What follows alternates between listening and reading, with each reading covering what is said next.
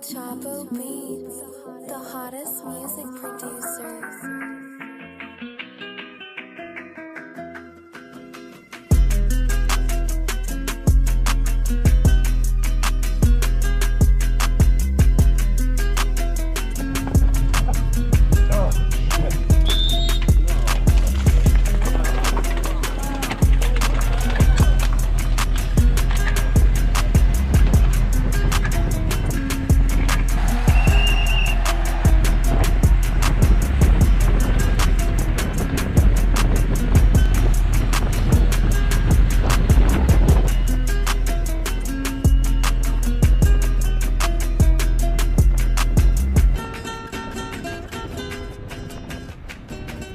So, welcome to the Lucarelli Castaldi Cup.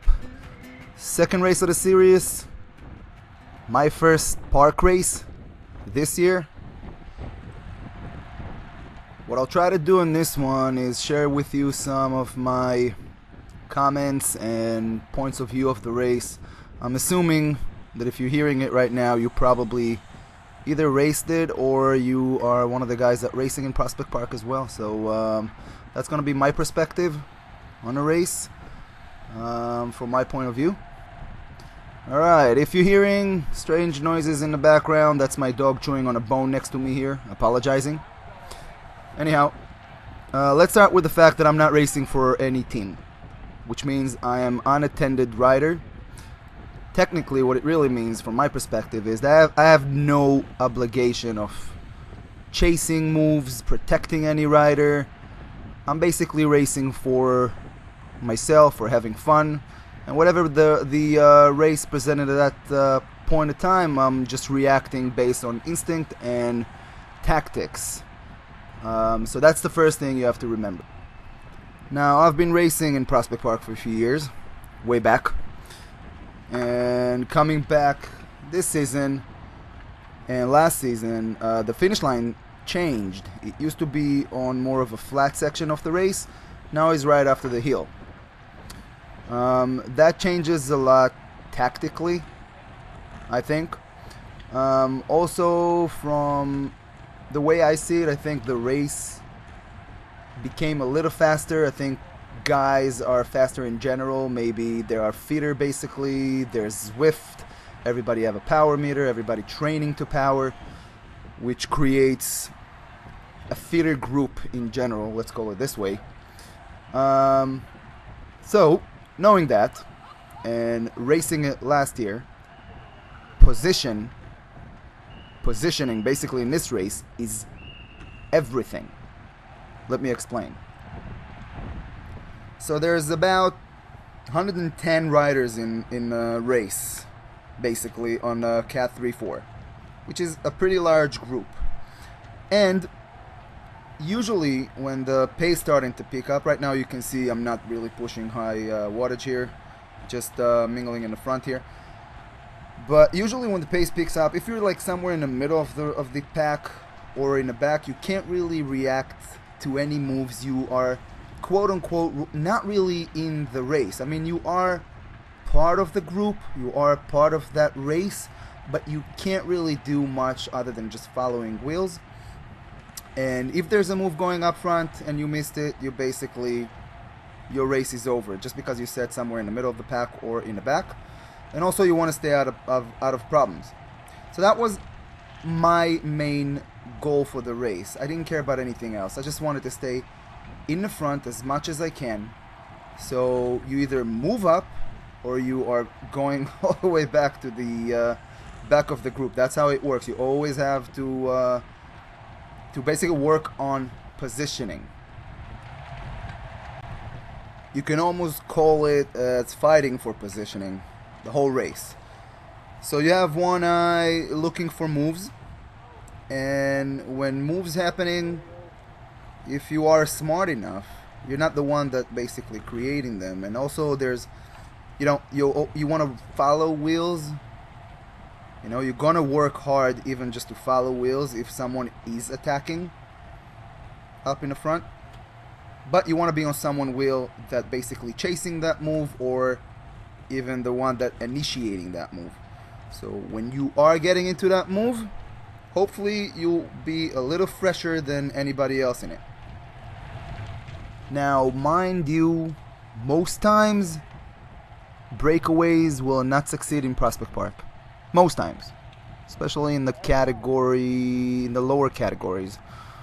4 and 5. 3s probably is already more organized, and whoever is attacking, strong riders in the front that are attacking and know how to work together, probably could succeed.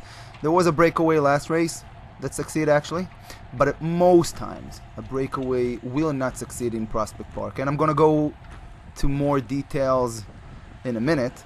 So you're probably asking yourself, okay, so why be in the front if a breakaway? Just sit somewhere in the pack and just wait for the sprint. So here's the deal. There's two ways you can see how guys basically always going up front. They're swarming from the right. I'm just following wheels, by the way. I'll get back to the my point in a second. But you see how there's always constant move. Always a move coming either from the right or from the left. I was at the right at that point. And I'm always trying to move forward. Always trying to be in the front. If I see someone is coming from the right of me, I'm just going to grab his wheel. And just make sure he's taking me to the front, and I'll be somewhere in the first 10 to 20 riders. And you see there's a little move going on, but obviously I have no obligation to chase anybody, like I said before, so I'm just following wheels. And I almost know people, in that race you can almost see who's strong right away, who's not. People are just gonna fill up gaps. We are the first lap of that race, so keep in mind everybody is still fresh. The first moves you definitely don't wanna chase. Anyway, going back to my point before, so two ways really to win or to do good, to do well in Prospect Park is one, sitting in the pack, following wheels, and just wait for the sprint. If you have a good sprint, that's a sprint finish. Right after that little hill, you have to make sure you can maintain 500-600 watts up that hill, maintain your position. You have to be in the front at the last lap, and then obviously have your sprint right at the end. Somewhere around 1,000 to 1,200 watts probably can win you a race, which is not so high, but considering the 2 minutes hill that you just made, 500-600 watts just before that, that's actually pretty good wattage for category 4-5s. I'm assuming 1-2-3s need higher wattage than that. Anyways, that's one way. I'll tell you a little secret, that's not my favorite way. I do have an okay sprint. I'm not a sprinter by all means, but I just don't like waiting for that last few minutes of a race. It's really, I think it's the most dangerous time in a race. I know tactically speaking, if you're coming to the last lap and you're still in the field, that's what you really want to do. You just want to stay in the front and fight for positions. But then that's when it started getting dangerous, and people starting using their elbows, and crashes usually happen. And that's not my cup of tea, let's just call it this way. Now, the second option is obviously going on a breakaway. Now I'll do a little math here. We are in the beginning of the season, and this race, for example, averaged 8 minutes a lap. 9 laps, each lap was about 8 minutes. Okay? Now, I'm riding in this park quite often, let's put it this way, weekly, for years already, and I know what I can do for one lap all by myself, all out, if I want to. Now let me tell you that to hold a whole field, less than 8 to do that lap in less than 8 minutes, it's really hard by yourself. So what you really want to do is, if you're thinking about a breakaway, is obviously take few guys with you that know how to work together and create a little gap. That's the hard thing. Okay, it's almost like an art form, knowing when to attack and when is the easiest, so to speak, quote unquote, to create a gap with like 2, 3, 4, 6 riders and the rest of the group.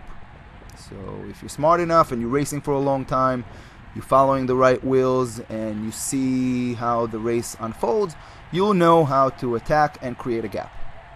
Now, In order for that breakaway to succeed, so if you do the math correctly, let's say you have to hold less than 8 minutes. You want to basically finish every lap in less than 8 minutes, and we are in the beginning of the season. Probably down the line towards the summer when guys are even fitter, it will be even less than that, maybe less than 7.5 minutes, towards 7 minutes. That is very, very fast pace. I'm not gonna say it officially, but from my perspective and working with power since 2010, probably you want to hold in the front. The guys that doing the rotation in the front want to hold an average between 400 to 400 watts. That is not easy. So by yourself, if you have a threshold of 400 to 450 watts, you can probably hold off a whole field, but good luck with that. If you can do that, you're probably not a category 4 or a 3 rider. You need to upgrade yourself really quick, buddy. But if you have like 5 guys with you rotating in the front and they know how to do pace line and they know how to create maybe 2 lines basically rotating really quick. Each one is pulling, let's say, 5 to 10 seconds in the front, and each one is doing 400 to 450 and right away rotating to the next guy, then the pace could be fast enough to hold the entire field. That's what it means. It obviously also depends on how the field is taking it. So if the guy's behind you, the entire field is not chasing and it's very surgy, meaning people trying to bridge and then it slows down and it's not constant, then obviously you can actually maintain the gap and even maybe extend it. But that's how breakaways could succeed in Prospect Park. Almost a sure recipe for a good breakaway in Prospect Park to succeed. Problem is, you want to know which wheels to follow, when is the right move, and obviously you yourself have to be fit as well. You can't just follow the wheels and get into a breakaway, and guess what? You have to work now. If you're not doing that, then all you want to do basically is just sit in the pack, look at everybody else, and say you race in Prospect Park. That's what actually 90% of the people do. So that's my point. If you have a very strong sprint, you could win the race. All you have to do is just following wheels, just like the yellow jersey did the entire race here. If you are a strong rider, really strong rider, know how to read the tactics correctly, follow the correct wheels, and then when you have a few guys with you, assuming they all also pretty fit and can work together, a breakaway could succeed. So you have to, as you can see, there's a lot that had to happen in order for a breakaway to succeed. When you by yourself, I can tell you right away, and it happens to me all the time, I'm attacking in the front. It happened to me last year, it happened to me years before that. I can create a gap, no problem.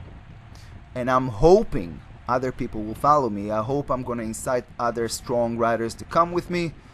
Sit on my wheel, I don't care, for 2-3 minutes where I'm going to pull as hard as I can.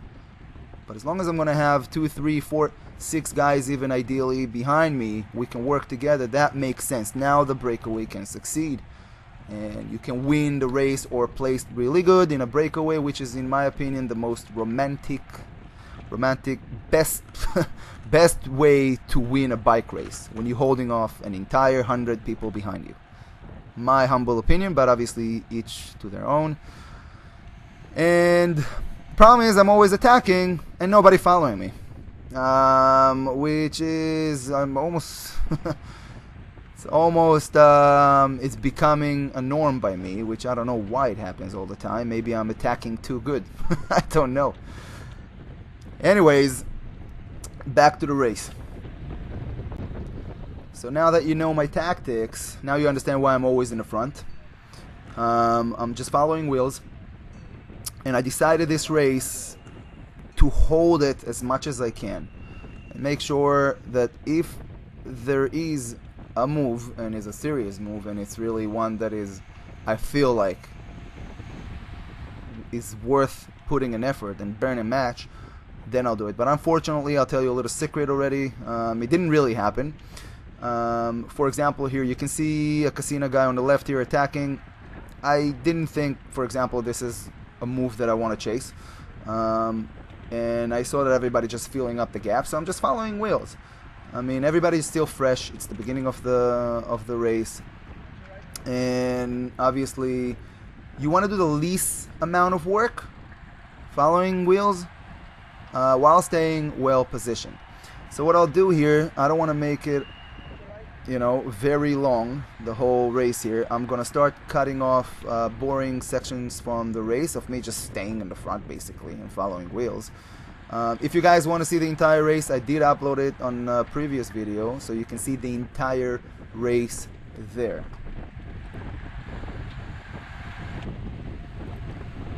So we moved it forward a little bit, 25 minutes into the race, and I wanted to show you here a good example of me moving to the front. And you can see I'm somewhere in the middle of the pack here, and I felt like I need to be in the front. Like, again, remind you, that's my first goal. And if a move happening right now, that could be dangerous. So looking at the left, I see a train coming from my left, and that would be a good train to follow. Vincent is a very strong guy. That's the guy in front of me from the Verrazano right now, and actually the winner of the race, and of that race. And look how I'm following the wheels. Obviously you want to do it without endangering any of your fellow racers, so be cautious. You want to be in the front without endangering anybody else or yourself. But I'm always thinking of how to, almost like leapfrogging from one wheel to another with wasting the least energy. And I'm always, what you don't see in the camera here is me glimpsing for a split second every time when I'm in a pace line, when I'm seeing where I am on the road, to the right and to my left. If I see guys coming from the right that can basically bring me to the front, like you see right here for example, I'm gonna just jump on their wheel, and if there's a gap behind obviously, and come to the front. They're basically taking me to the front. That's a good example of how I made it all the way from the middle of the pack to, what am I right now here, 5th, 6th wheel, right in the front of the pack. So that's what I just basically practiced the entire race.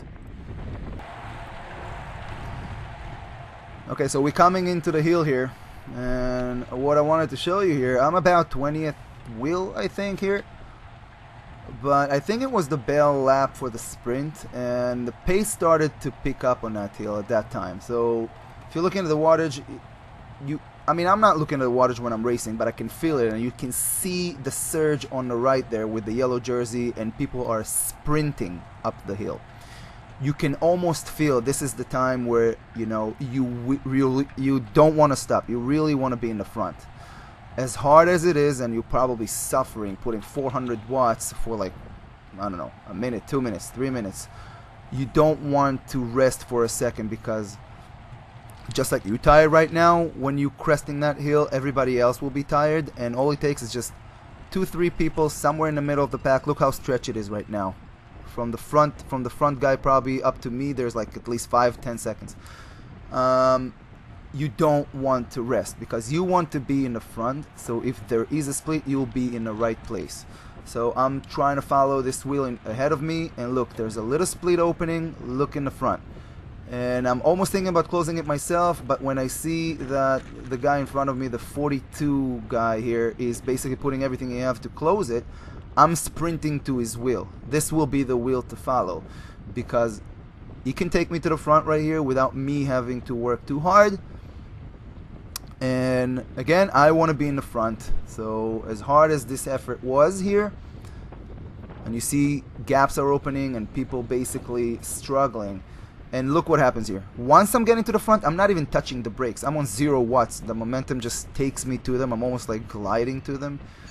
Now, this would have been a good place to attack, counter-attack. But once again, I didn't feel like I wanted to follow the right wheels, the right attacks. I wanted to have someone else, for a change, attacking. And if I felt that was the right move, to follow it. But it didn't really happen. Every time there was a little move, it wasn't really decisive enough. It wasn't strong enough. I didn't feel like, you know, if I follow that move and put an effort, it will succeed. In hindsight, it might have been a mistake, but at least I wanted to show you guys how important it is to be in the front. So from 20th wheel, it could have been a gap that opens and create this a breakaway, you know, and I was in the wrong side of it. So here I am again in the front.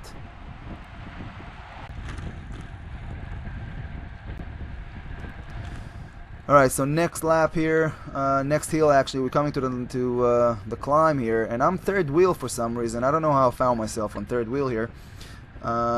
Eating too much wind in my opinion, but anyways, it was the KOM sprint, which is really the king of the bump of the road if you're asking me. That takes, this little climb here takes in the race takes maybe a minute. Nevertheless it's a hard effort because you have to go all out. It's basically a sprint. So you see guys are sprinting on the left and on the right. Now it's very tempting to go with that, but if you're smart enough, here I almost let them go. I almost let the gap open because you see I'm still pushing 400, more than 400 watts here, and I told myself that would be a mistake because they're just sprinting to the line, to the KOM. Now mind you, you want to make sure obviously a move could happen following the KOM, so you still want to be in the front, but just in case the guys in the front just burn themselves and you're just following their wheels and sprinting with them, you don't want to burn a match just following something that is basically not gonna happen. They don't care about the rest of the race, so to speak. They're just basically burning their own match to sprint. So I'm letting everybody else fulfill the gap, as you can see. So always thinking, you see, I know the guys ahead of me right now. I know Vincent, and I know the other guys ahead of me from Verrazano. I know they're strong. They're not gonna let a move go. And again, I didn't want to burn a match, so I didn't follow the attacks. But you always want to be on alert because usually a move could and will succeed as a counter attack after the KOM or the sprint prim. So you always want to be on the lookout and always want to stay up in the front. I almost sound like a broken record by now. I hope by the next race we're not gonna have 110 people trying to stay in the front, because let me tell you that would not work either.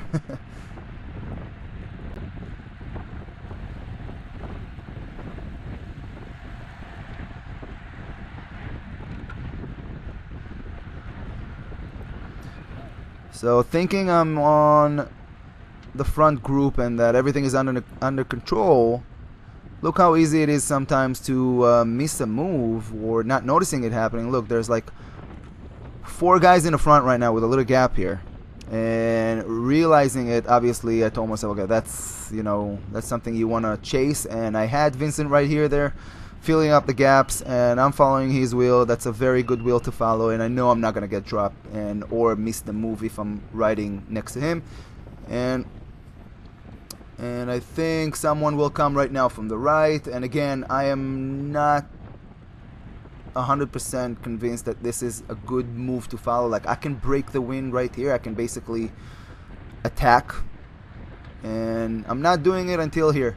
Here I put a little effort just to chase this guy, get on his wheel, make sure that if he's getting to that group and I'm following his wheel, he will just bridge me into that move. And if there's a gap in the back, I will start work myself. But unfortunately, the entire peloton was just behind us here, so I just stopped working. And now a counter attack. So I'm sorry to say that, but I know Yechiel actually from the park here, riding all the time. I see him in the park racing. Is a very strong kid. But I gotta tell you something tactically. You don't want to attack going downhill. That will be the worst place to attack, because everybody else will just have to basically almost do nothing to follow your wheel. That's the wrong way to. That's the wrong place to attack. You always want to make sure there's either a crosswind or even in the flat. You can attack in the flat, but after very hard effort. but not to the downhill. At most times it would not succeed. Anyway, very strong kid. I knew that's a wheel to follow, so I'm in the front. I'm looking to see if he will attack again. He was in the breakaway last race, I'm sorry, and very strong kid, and I knew that will be the wheel to follow. So once again, staying in the front.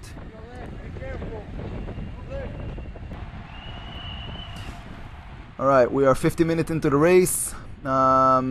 Starting to pick up, as you can see. Sergi, I'm going to push here close to 500-600 watts, just following wheels.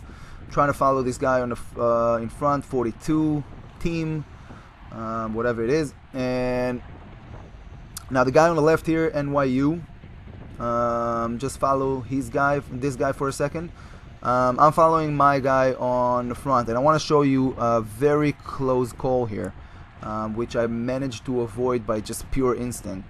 So the guy from NYU, the basically in the middle of the pack here, following wheels ahead, and there will be another guy here that wears the red from CIS that will take, for whatever reason, I couldn't understand why, he took a sharp right turn, and there you go, and just pushed the rider I followed into my wheel, which had to brake. I almost ran into him. That was such a close call. I mean, you can't see it in the camera, but my shoulder basically touched his back, and I managed to stay upright, but that was a close call.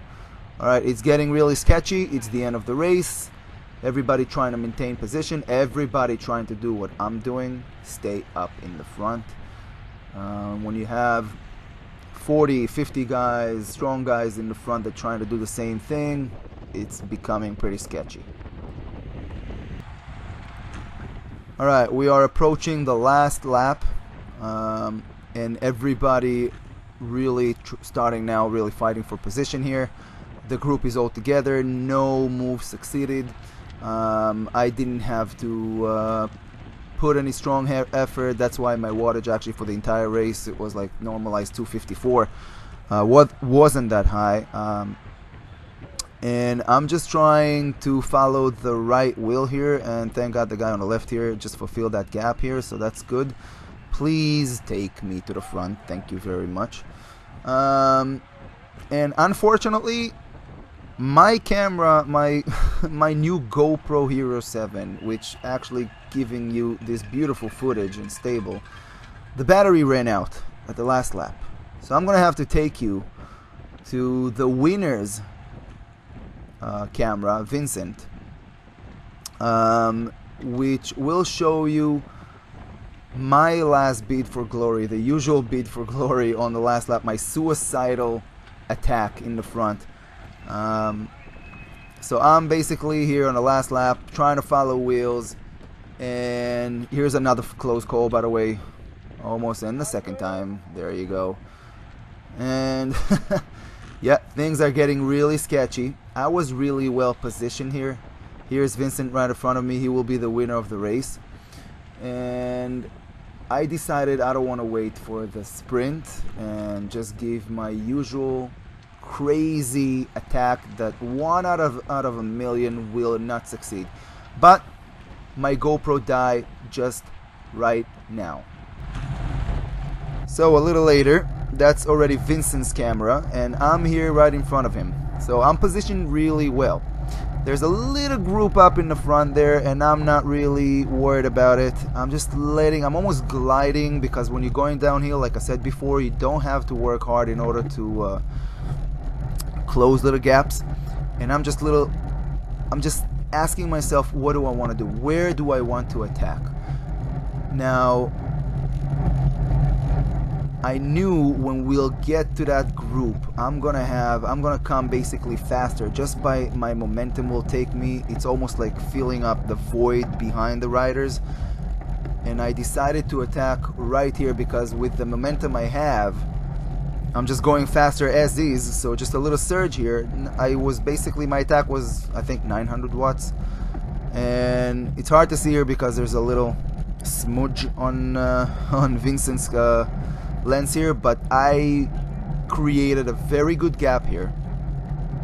of probably, I don't know, 10 seconds.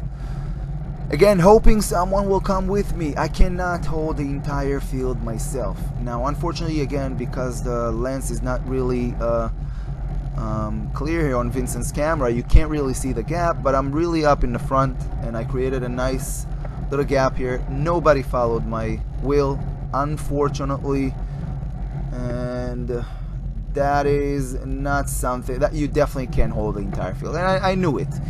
But since I was already committed, I put my beat basically for the race. I'm giving everything I have right now, and 99 out of 100, you know what, even 999 out of 1,000 times it would not work. But just for that little chance that it will work, I'd rather take that chance than risking a crash that happens in a sprint 1 out of 10 times. That's my mentality. And again, when I'm attacking, I'm kind of hoping that someone will follow me. So this entire time that you see now Vincent just following wheels, he's pushing less than 100 watts. That's funny. I'm doing 400 watts in the front, and I have few seconds on the entire field still. Averaging, by the way, close to about 400 or more for that attack. When I attacked in the beginning of the surge, the initial surge was close to 1,000 watts, and I held about 500-600 watts for the first minute. But when I saw that they were right there on my wheel, you can see me on the left here, I just stopped working. I let everybody go here. He just passed me. So we'll take it into Vincent's camera here. We'll see how he won the race. And just reminding you, I was in a good position. I was actually in front of Vincent before my attack.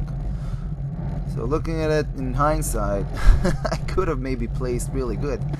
But again, bidding for glory, you make your choice, and I knew that, you know, I'm gonna get caught. And once you're getting caught, by the way, you're going back to all the way to the back. I came like 2 minutes after everybody else.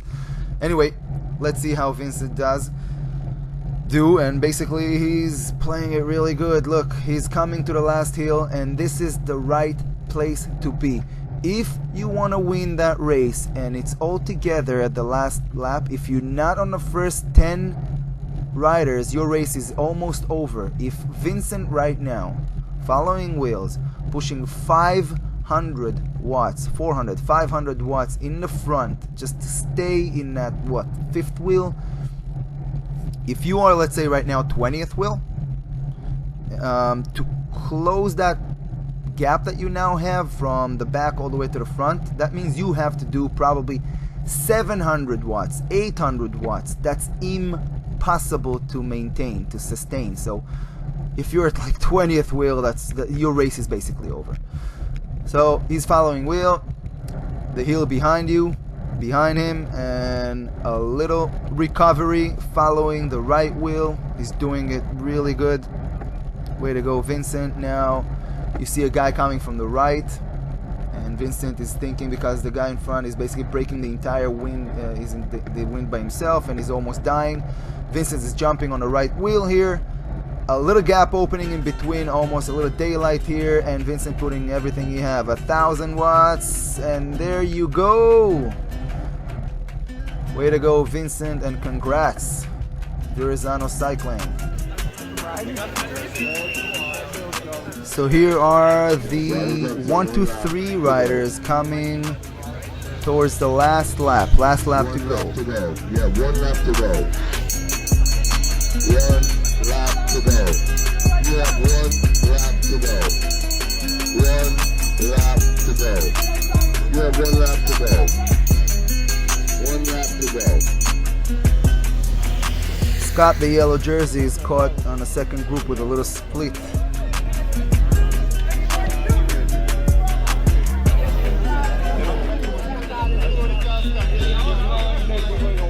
And this is the end of the race of the 1, 2, 3s.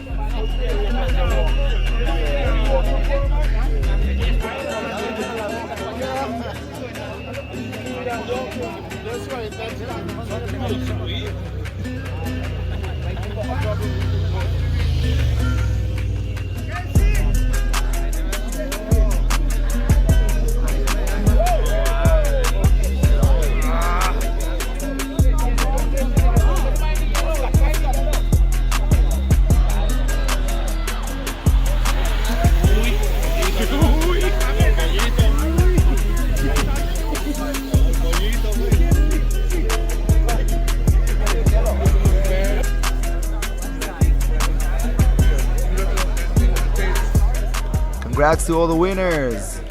And until next time, guys, ride safely. You guys can't stay here, man.